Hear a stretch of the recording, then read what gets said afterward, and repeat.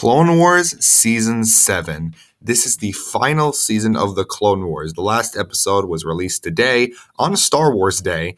And I don't know if you know this, but I'm actually a really huge Star Wars fan, and it's probably my favorite franchise of all time. And I haven't really made any videos about it. I'm surprised because I made very few videos about Star Wars. I think the only one I remember making is when I reviewed the trailer for Clone Wars Season 7, or more the teaser back in 2018. I think that's it. That's all I've talked about Star Wars, and I feel really offended because I haven't talked about Star Wars much. So expect me to see more Star Wars videos. So I guess this is my first one. But Clone Wars Season 7 is just... oh my god, it is so good. It is probably the best season of the Clone Wars. Now, instead of going through this like a normal review, I'm going to go different. I'm going to review each individual arc. There are 3 arcs. There's the Bad Batch arc, there's the one about the sisters, with Ahsoka and the sisters, and there's the Siege of Mandalore. So that's 3 arcs, and I'm going to review them all individually. First, let's talk about the Bad Batch arc. The Bad Batch arc was a great way to reintroduce Clone Wars, because it had been 6 years since the last Clone Wars episode, and how are we going to reintroduce it? And I know these episodes have been around for a while. Technically, they've been available on YouTube, but I have never watched them, so these are my first time. And I think these are this was really fun. They bring Echo back, and I love what they do with him. I'm not usually a fan of bringing characters back. To me, I prefer just keeping them dead, because that's an emotional moment to see a character we all love die. So bringing them back doesn't usually work for me. But the Clone Wars is the one time in Star Wars where they do it well. Echo being brought back, Darth Maul being brought back, it's all great. When Echo's brought back, it feels very genuine. And what they do with him, by the way, this review has spoilers, with getting him to join the Bad Batch was great. And not to mention, the Bad Batch were so much fun. I mean, they were just great. They're kind of like the Ninja Turtles, which was just really fun. And I kind of liked the message where you kind of have these 2 different groups of clones trying to work together. And I think it was really great. And just, I love these clone characters. So seeing them, these characters we always know, coming off of these new characters, it was so much fun. And I think it's probably one of the most consistent Clone Wars arcs, as in it just kind of consistently kept a momentum. There was plenty of great action. There was plenty of reference moments. It was really, really great. If I had to rate this arc, I'd give it an A. Next, we have Ahsoka with the sisters. So Ahsoka Tano is probably one of my top 3 favorite Star Wars characters. And she would be my favorite Jedi, but I guess, well, she's not a Jedi. Also, Yoda is there.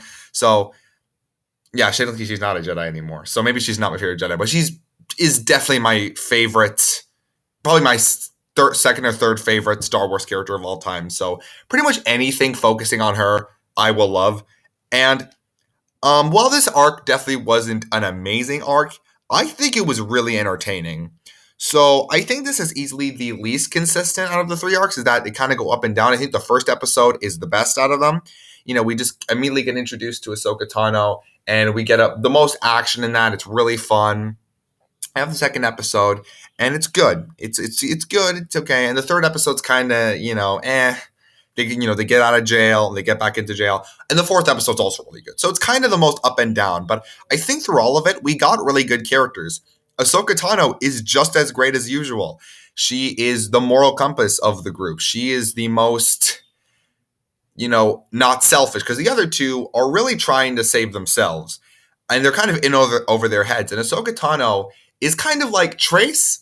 The character Trace is kind of like Ahsoka Tano when she was younger in the first season. So seeing Ahsoka Tano have to teach her is almost like her going back to herself. And now that she's grown this much, which you see in this season, she's really grown as a character. We see her basically talking to herself and helping them fix the mistakes that she did. And I think that's super great. I think the problem with this is just doesn't have a lot of stakes to it. I feel like it just kind of felt like it did kind of feel like filler. In some sense, I don't think it is really filler, but it kind of felt like it. It's not. It has a point. I can definitely see it. But it can kind of just feel that way because of how little stakes there really are. It's just kind of this small thing, which is really weird because the Bad Batch had a lot of arc, had a lot of stakes, and the Siege of Mandalore has the really big stakes, especially because it takes place at the same time as Revenge of the Sith.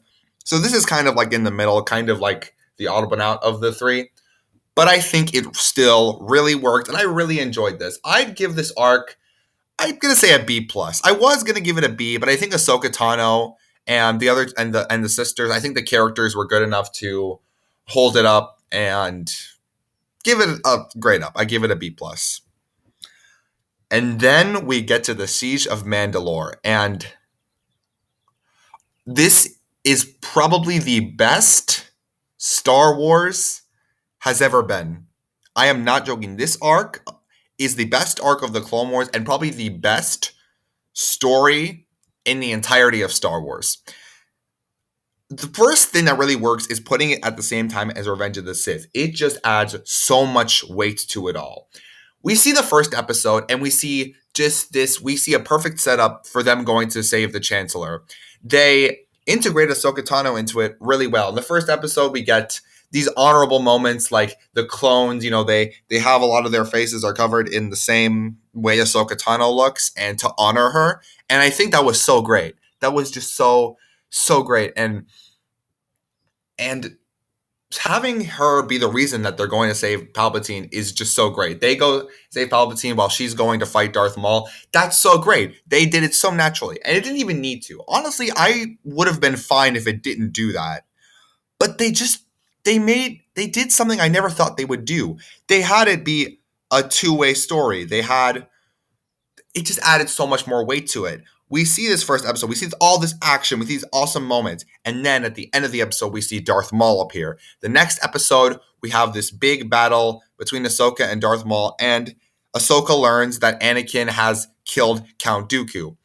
And it's a really interesting moment because she kind of just looks and is almost like confused, like, because Ahsoka Tano has said many times in the next episode after this, she says like, we were trained to be keepers of the peace, not soldiers, but all I've been for all of my life is a soldier. And that's just really great because she has to hear that Anakin killed Count Dooku and Obi-Wan has like no concern for it. And that's just great. That's like just another moment to her, just realizing the Jedi are not that good. They're not great. They've lost their way.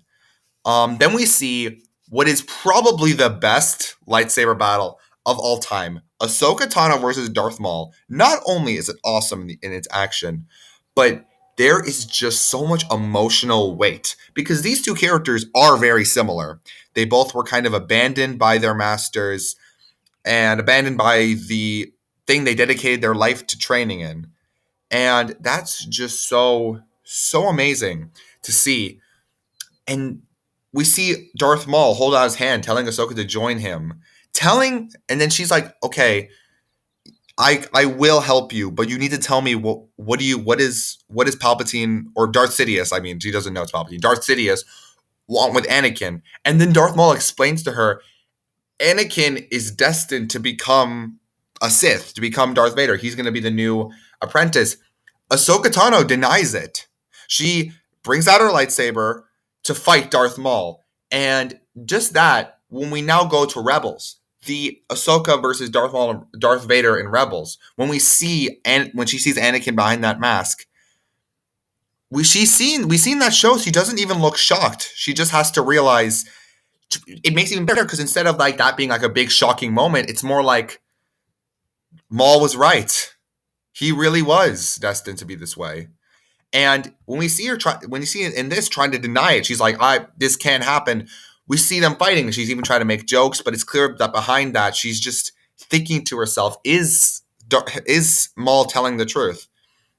Then we go into episode 11, and we get this great, start to the episode, and it seems to be going really normally. I was expecting this episode to just kind of start to set up things. And then we have a great scene between Ahsoka and Captain Rex. So, as I kind of mentioned earlier, Ahsoka Tano's like, we were trained to be keepers of the peace, not soldiers, but all I've been for all my life is a soldier. And then Captain Rex says, well, me and my guys don't know any other way because that's what we were made to. We kind of have mixed feelings about all this because, yeah, we think it shouldn't have happened, but without it, we wouldn't exist. Kind of this existential thing. And I think that's just so amazing. And then we have this nice moment where Ahsoka's like, at least some good things came out of this. We couldn't have asked for better soldiers, nor I a better friend. And then they salute each other. And that's just so emotional. And that really was emotional, especially because right after that, we get a moment that gave me just like a punch. Like it was completely going wrong. And then suddenly we see that Captain Rex has a message. And then we see Palpatine say, execute Order 66. And I swear when he said that, I just oh God, this is going to happen. Because I already knew it was going to happen. Eventually, we're going to have to see them go Order 66. But it still shocks me that it happened. And even though I knew Captain Rex was obviously going to have his chip removed because I've seen Rebels and that happens there, seeing Captain Rex just trying to hold back and telling, it's so he wants to hold on to that. And then seeing Captain Rex start shooting at Ahsoka is heartbreaking because these two have known each other for so long. And it's just so sad. And I swear, hearing Palpatine say execute Order 66 to Captain Rex is a character we've known for a long time. And yeah, we've known all these clones for a long time. But the first one we see is Captain Rex, one of the main characters, one of the biggest heroes of the show. And he has to turn evil. Then we see Ahsoka trying to break out, and we see her fighting off the clones, and then we see her remove the chip from Captain Rex's head, and we get this. Well, before that, she lets go Darth Maul, and then Darth Maul's like, "Yes, now we can join together, we can survive." And she's like, "Wait, I wasn't letting you go because I was gonna join with you. You're just a distraction." And I love that. She's gonna do it, but she still doesn't think she's doing the right thing. She's like, "Don't make me regret this." And lets Darth Maul out. And then Darth Maul goes full on Rogue One Darth Vader. And speaking of Rogue One, when she is removing Captain Rex's head, she starts saying that thing that Chirrut Imwe, I think that's his name, in Rogue One says, he's like, I'm one with the Force and the Force is with me. I'm one with the Force and the Force is with me. And then we see Captain Rex start saying it. And it's such an amazing moment. Then we see the droids remove the chip from his head. And then we go into the final episode. And this final episode was a gut punch. It was such a gut punch. We see them start running away. Captain Rex sets his blasters to stun and starts stunning all of them. Then we see, just when they're about to get out, all of the clones are there. All of them. And then we have another great emotional moment where Ahsoka's like, we cannot kill them. We cannot. They were our friends. We can't kill them. And then Captain Rex is like, it's the only way. They don't have. I've seen their minds. They don't have any remorse. They don't have any memory of you being their friend. They only sense you as an enemy. I don't know if that's exactly what he said, but I remember he did say something like that. And then Ahsoka goes closer to Captain Rex and she takes off his helmet, and then he has tears. And that was I actually cried at that moment. I no joke cried. I think twice in this episode. This is the first part where I cried because we see him just tell you saying we need to stop them, and then behind that he just has tears because these are his brothers. These are the people he's dedicated his life to, and they're a shell of what they used to be, and that's just so sad to see. So then we see that that Ahsoka has a plan, and Captain Rex is going to try to bring Ahsoka in. And we see the clone say, so first Captain Rex says we can't kill her because Order 66 told us to kill all the Jedi, but Ahsoka's not a Jedi, and kind of this mind trick. And then the clones say something really interesting where they say we had special orders from Palpatine to kill Ahsoka Tano, and I still wonder what exactly that means because if it did come in Rebels, I must have forgot because. It's kind of an interesting line, they special orders to kill Ahsoka. And I know she's going to be in Mandalorian Season 2 later, so maybe they'll give a little bit more into that. I don't know. But it's a really interesting line. And then we see them, just to start an action scene. They start fighting each other. The clones kill all the droids, which was pretty sad. And then we see Darth Maul's about to get away. And then Ahsoka starts trying to hold it back. And then after a little bit, she lets go. And my first interpretation is that she just couldn't hold it. But I also think maybe she let him go because she like sensed something, and that makes it even more interesting. Like maybe she sensed something that she can't kill Darth Maul. She can't. Did she need to let him go? I don't know. I'm just pulling stuff out of my ass right now. But so we see them try to get away. We see kind of Ahsoka's just like floating around, and she tries to get into the ship. She gets into the ship, and then the big starfighter thing, it crashes, and then all the other clones who just that Ahsoka and Rex are fighting die.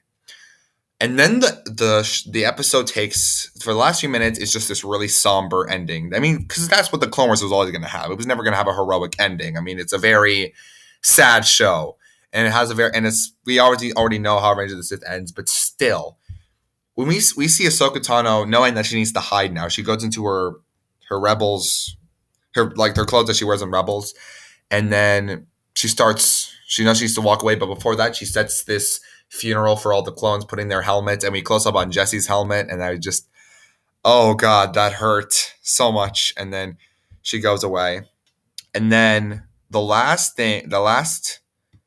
scene of this show was one of the best Star Wars scenes ever, maybe even the best.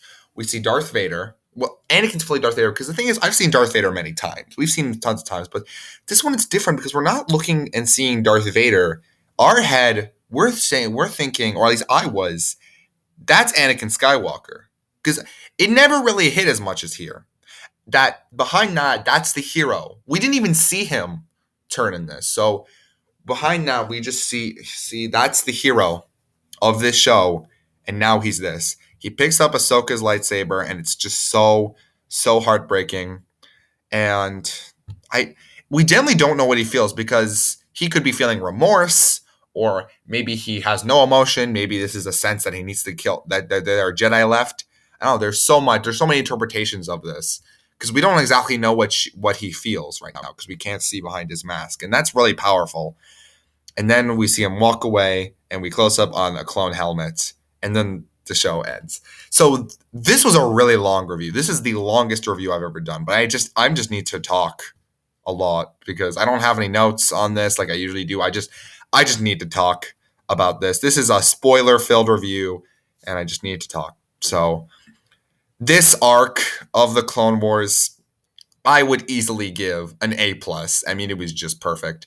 So overall, this was an amazing season. We had a great first arc, and we had the best last arc, and middle arc was also really good. And I think out of all of the seasons, this is my favorite, and it's just so amazing. I think this was worth it on Disney Plus. I think it was just one of the best things Disney decided to do, which was finish the Clone Wars on Disney Plus, and it was a smart decision. And I'm really glad we finally got to see the ending to my favorite Star Wars thing and my favorite cartoon of all time, and it was amazing. What did you guys think of season 7 of Clone Wars? Tell me in the comments below if any of you are even watching this. I don't have many subscribers, but if any of you are watching this, please tell me in the comments below, what did you think of this? Or maybe you haven't seen it. Or if you haven't seen it, tell me how excited you are to see it. I mean, if you haven't seen it, you probably shouldn't watch this video, because it says spoiler review in the title. But anyway, goodbye. I need to drink some water. I've been talking too long.